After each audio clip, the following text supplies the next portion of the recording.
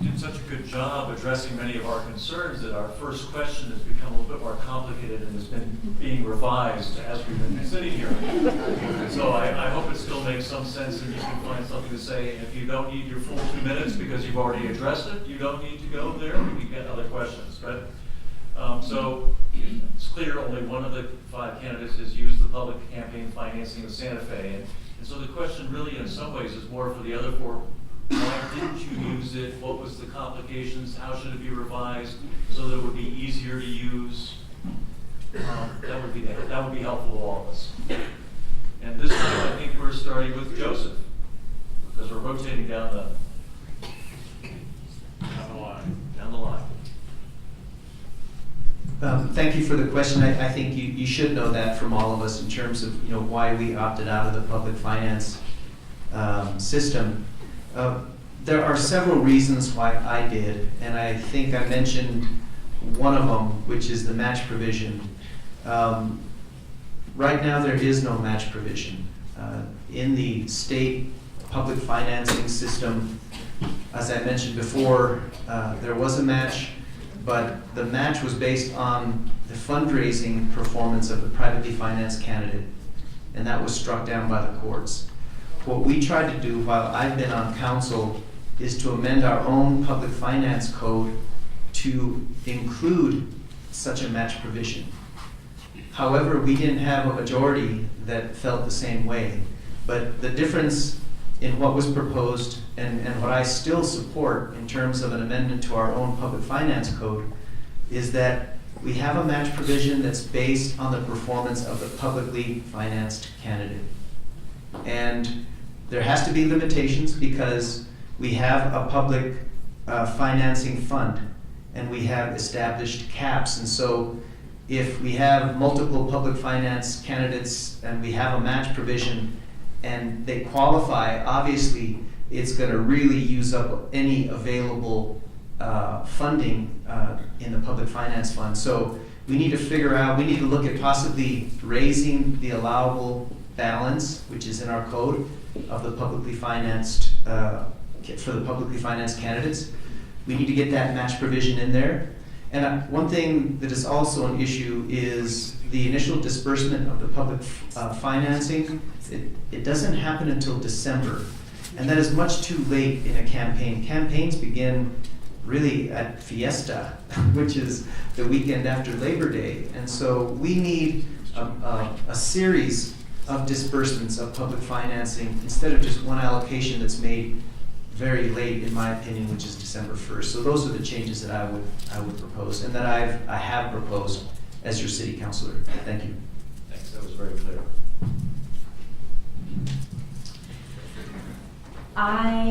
When I decided to run, obviously there are a lot of layers of thought that go and emotions that go into that decision, and it was a big surprise to me that Mayor Gonzalez decided not to, as it was for many, I think, decided not to seek another term. So the timing of that, which was a little bit late, put things in process, but I sat down with my campaign chair, who's former Mayor David Koss, and we talked it through. And he said, look, nobody knows you've been thinking about running really, and you don't have the infrastructure in place, and the system is flawed. He would agree with many of the reasons outlined by Councilor Maestas just now. And he said, I don't think you should do it. I don't think you will be able to get it. Sometimes asking people for $5 is very, very difficult. You might as well be asking them for $500 because a lot of people don't have $5 to spare. So I decided not to do public financing and to pursue private financing. And I've looked into the system a great deal. And one of the things that I believe is an ethos for how the mayor should work is not to know everything, but to know who to ask the real experts. And we have a really good ethics and campaign review board at the City of Santa Fe who has made recommendations on how we can amend our campaign finance code, which includes a match provision and some of the things that Councilor Maestas mentioned. And I hope that we can move forward and improve our public finance finance system so that it can work and that it can be more even, because right now when you have candidates who are privately financed and publicly financed, and it creates an inequity in the system. So ideally we would get to where everyone is publicly financed and we are adopting a better system according to some of the recommendations that have been done by those hardworking folks on the Ethics and Campaign Review Board. Thank you. I would kill my time, because it doesn't, as you said, it doesn't pertain to but I want to talk. Not me, no. As was mentioned, when you go into a campaign, you look at all aspects. You look at, how much is a campaign going to cost? These are things that go through your mind. But a few years back, the public made it clear they wanted public financing. When I ran 4 years ago for city council, public financing was available. We went after it. After about a month, we did not get an opponent.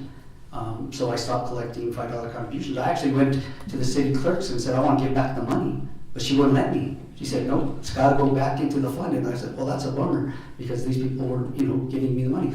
So there's a lot of things I think we need to look at with the campaign financing.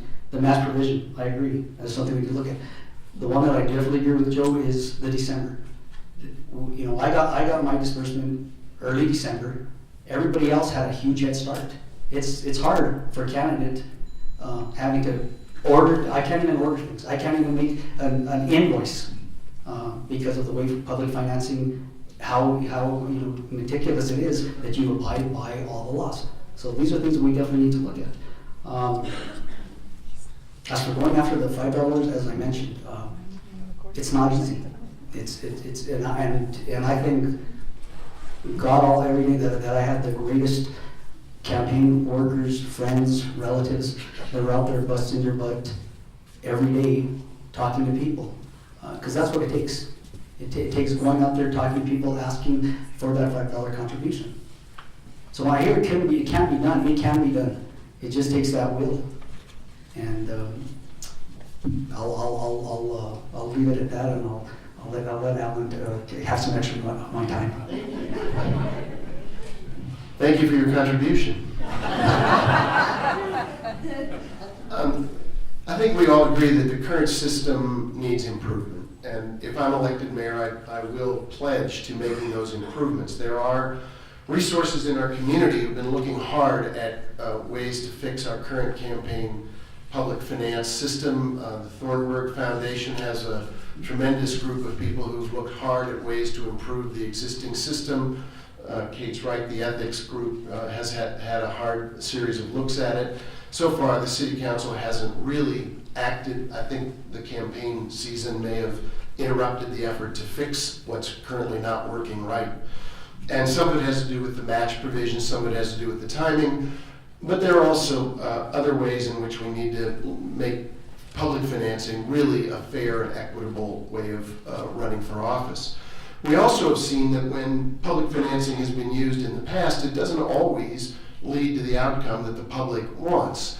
Recently, in the mayor's race down in Albuquerque, Tim Keller chose publicly financed campaign, but then ended up falling under a lot of assaults, most of which proved not to be true when PACs become involved. And so public financing and PACs are not mutually exclusive. You end up with some of the political problems of campaign contributions simply being slid over to a PAC. I think there are a lot of ways to improve our entire financing system, and I look at campaigns like President Obama's or Bernie Sanders' campaign, neither of which were publicly financed, both of which reached out to small individual donors and made a point of making democracy and finance not mutually exclusive, but completely self-reinforcing. Small contributions from lots of people fights back against a plutocracy.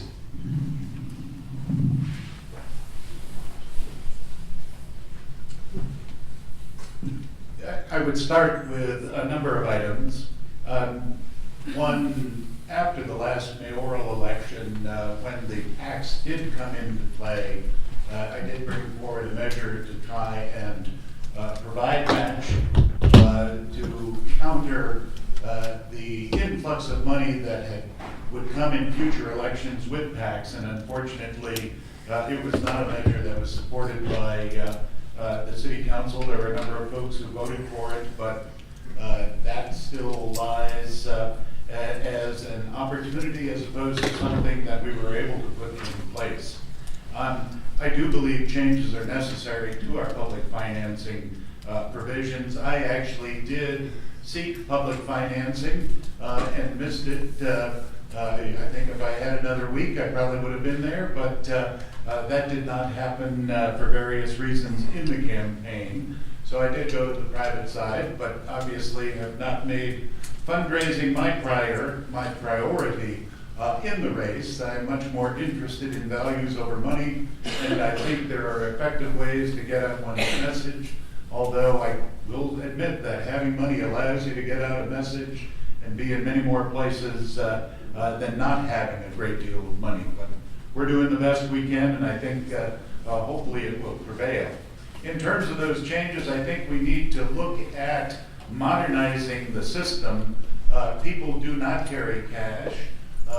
People use credit cards and online. So one of the things I would like to see us do is allow donations, the $5 donations, to be made online or by credit card, because I can tell you I would have been well over the number necessary if that had been available.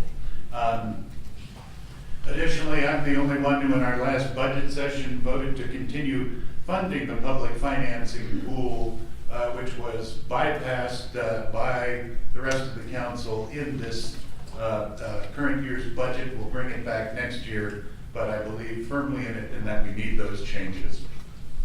Thank you for all your answers.